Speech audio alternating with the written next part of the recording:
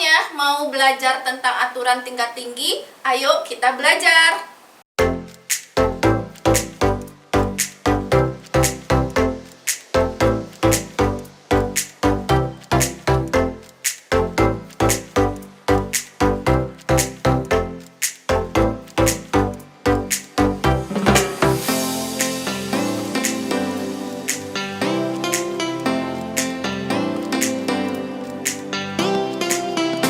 Ini konten pemaparan materi. Jangan lupa subscribe dan bunyikan lonceng notifikasinya. Selamat belajar, semoga bermanfaat. Assalamualaikum warahmatullahi wabarakatuh. Terima kasih mahasiswa semua tetap setia dengan pembelajaran kalkulus diferensial.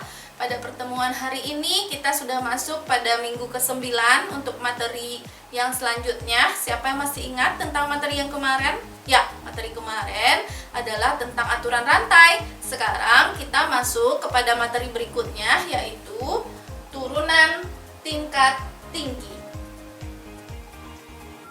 Oke, untuk memahaminya, mari kita coba ke materi turunan tingkat tinggi. Ibu akan menyebutkan teorema dan definisi aturan tingkat tinggi.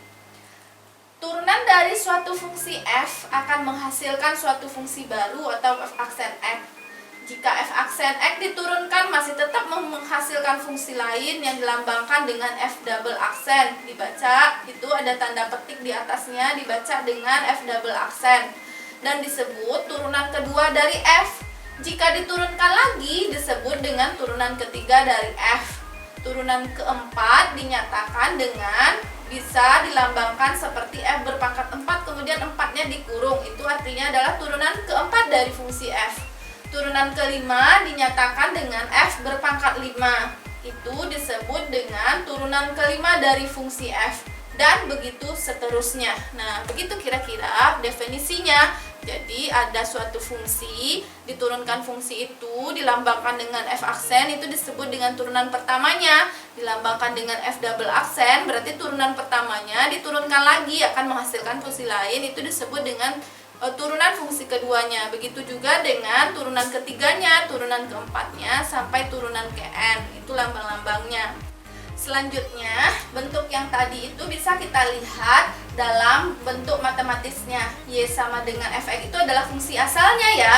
Kemudian y aksen itu bisa dikatakan turunan pertamanya, sama juga dengan bentuknya f aksen x, sama juga dengan dy dx, sama juga dengan dxy. Ini simbol keempat-empat ini sama, itu adalah turunan pertamanya. Begitu juga dengan turunan keduanya, bisa kalian buat tanda petik 2 di atas, y double aksen, kemudian f double aksen x, kemudian d dx dari dy dx, kemudian d kuadrat y dari dx kuadrat, kemudian d kuadrat y.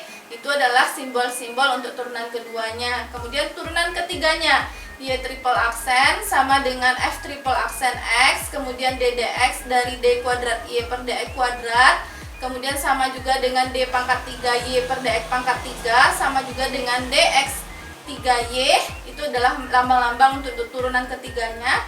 Kemudian turunan ke n, y berpangkat n sama dengan fnx ya, turunan ke n dari sebuah fungsi x. Kemudian bisa juga ditulis dengan d dx dari d pangkat n kurang 1y per dx pangkat n kurang 1, sama juga dengan d pangkat ny per dxn, sama juga dengan dx dari ny. Itu adalah turunan ke n.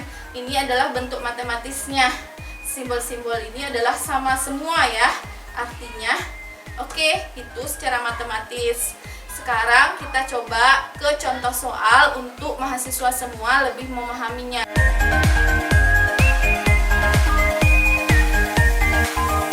Contoh soal yang pertama. Misalkan ada sebuah fungsi t adalah 2t kuadrat tambah 3t tambah 1. Pertanyaannya adalah tentukan turunan keduanya ya. Nah, turunan pertamanya berapa? Ya, tentu saja 4t ditambah dengan 3 seperti biasa.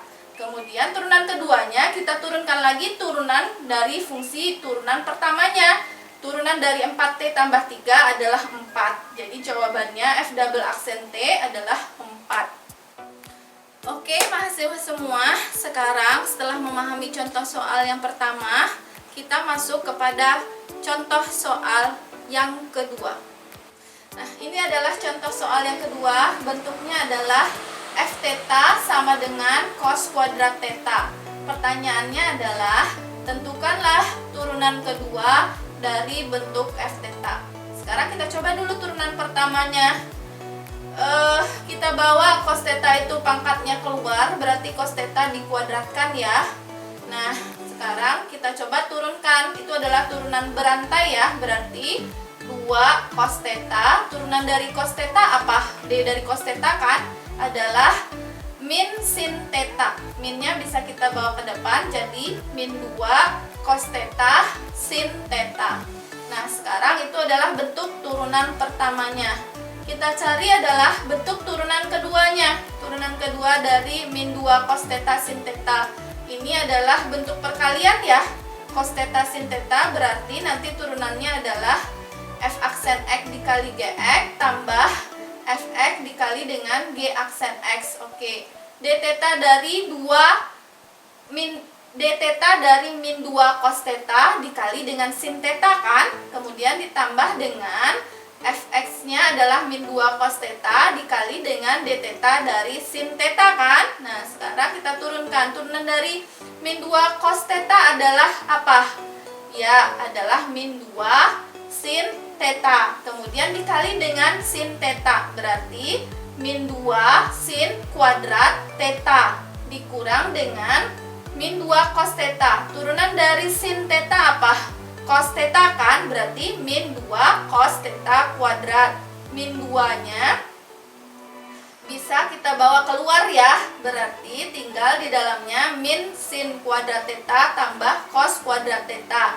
Jadi hasilnya adalah minus 2. Begitu ya mahasiswa semua untuk contoh soal yang ini. Mungkin untuk hari ini sampai di sini dulu pertemuannya tentang aturan tingkat tinggi.